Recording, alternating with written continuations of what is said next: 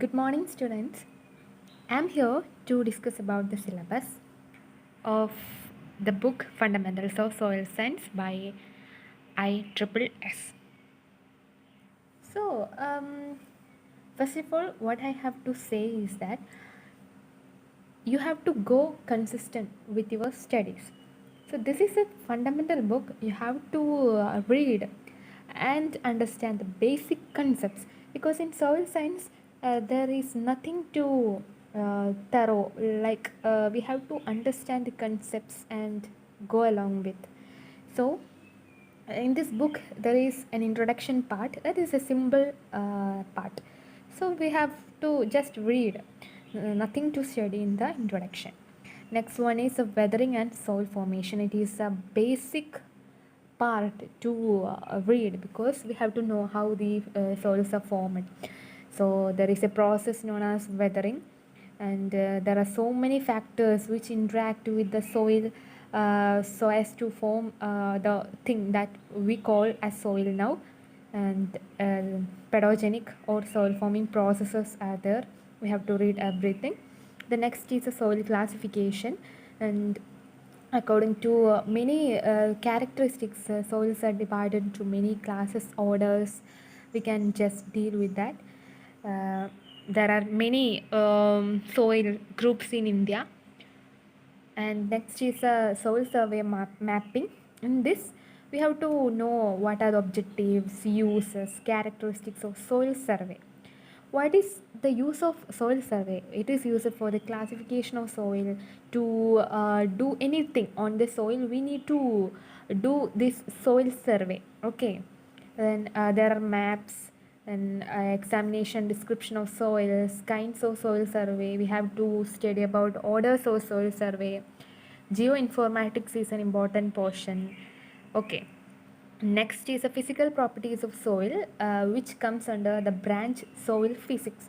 So there are so many physical properties of soils like texture, structure, and dynamic properties of soils like soil compression, compaction, soil crusting, soil color. Then we have to look the soil constraints or limitations of soil that affects the crop production and how we can manage a physically constrained soil. Okay. The next is soil water. We have to like study about hydrological cycle. And then so study about soil water, we have to first look about the properties and structure of water, soil water content, energy status of soil water, then about the water availability to the plants, then water retention by soil, determination of soil water potential. Potential, you all know, it is the energy, it is a measure of the energy. Okay. The next is soil air and soil temperature. It is one of the most important physical property of soil. Next is tillage. We all study tillage, about tillage in agronomy classes, so it is more related to agronomy.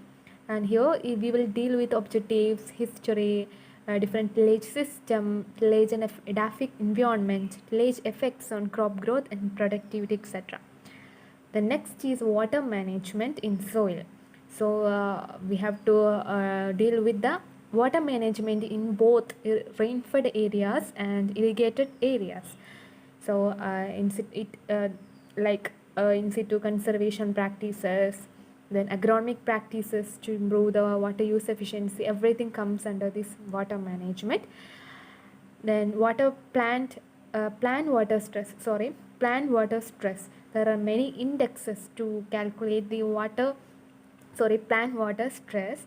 Then basic aspects of field water management, etc. Then management of irrigation water, methods of water application. Then next most important portion regarding to agronomy is irrigation scheduling. Like we have to just read through the irrigation schedule. Some equations are there, so we can deal with that. Then in case of the crop growth, drainage is very important, so we can also deal with the drainage. The next is soil erosion and soil conservation. It is a simple chapter, and the important part is USLE. where there is one equation, development of universal soil laws equation. We have to deal with that. It's important part. We have to study that equations, what every term related in that equation deals with that. Okay, and there are many forms of soil erosion, water erosion, then estimation of soil and water erosion. I have already told about USLE, that is used to estimate the erosion, that is soil erosion. The next is wind erosion, the extent of soil and nutrient erosion due to shifting cultivation. So then watershed approach we have studied in agronomy in our BSc agriculture. Okay. The next is chemical composition of soil. Here we come with the soil chemistry part, and here we will know, or we will deal with the earth crust composition, soil minerals, elemental composition of soils, etc.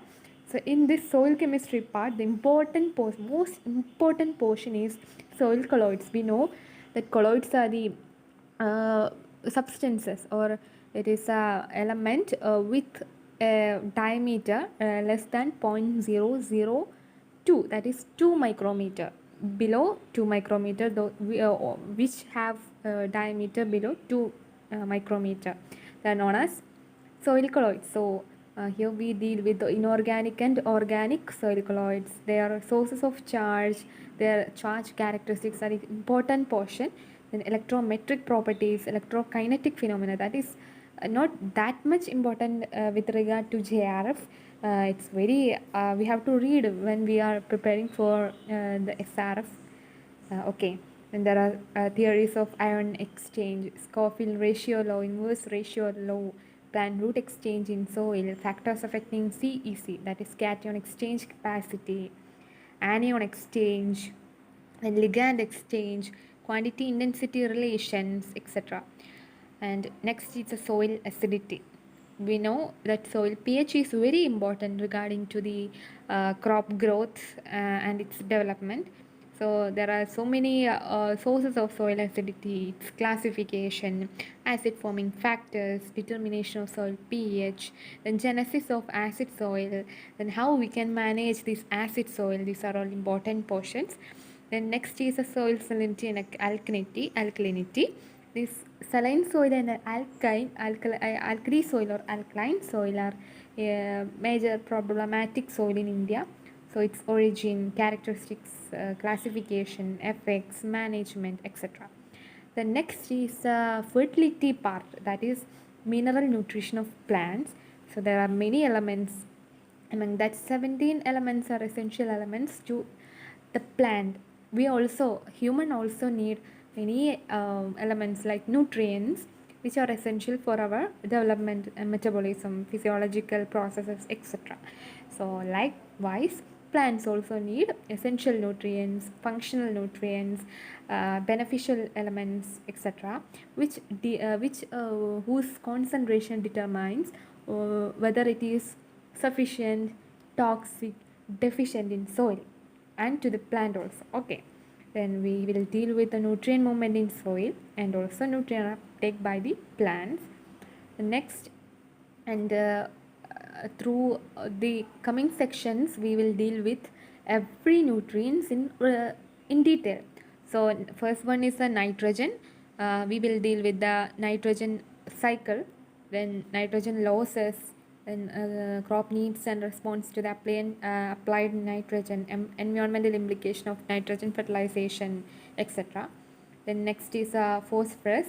The phosphorus fixation. Phosphate fixation is an important phenomena which determines its availability to the plants and also its movement in the soil. And phosphorus fixing capacity of soil, buffering capacity, its movement in soil, and soil testing for phosphorus, then its management, efficiency of phosphatic fertilizers, etc.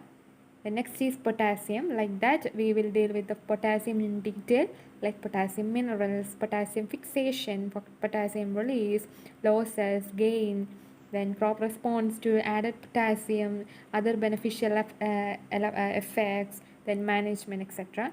Next is secondary nutrients. Which are the secondary nutrients? If you know what are the secondary nutrients, please comment in the comment box which are the secondary nutrients regarding to the plant growth. Okay, the next is like we will deal in detail, like sources, removal, forms, mineralization, reduction, oxidation, materials containing these secondary nutrients, its importance in Indian agriculture, because when this agriculture is considered, it's important or secondary nutrients, the fertilizers that contain these secondary nutrients is one of the unavoidable thing in the agriculture. The next is micronutrients, like sources, status, physiological functions of these micronutrients, factors affecting the availability, soil management, etc. The next is analysis of soil, plant and fertilizer for the plant nutrients. So here we will deal with soil analysis, plant analysis, analysis of fertilizers separately. The next is the soil fertility evaluations. For that we have to study in detail about nutrient deficiency symptoms of plants. When it, with regard to the JRF exam, this portion is very important. Just read very thoroughly, like revise.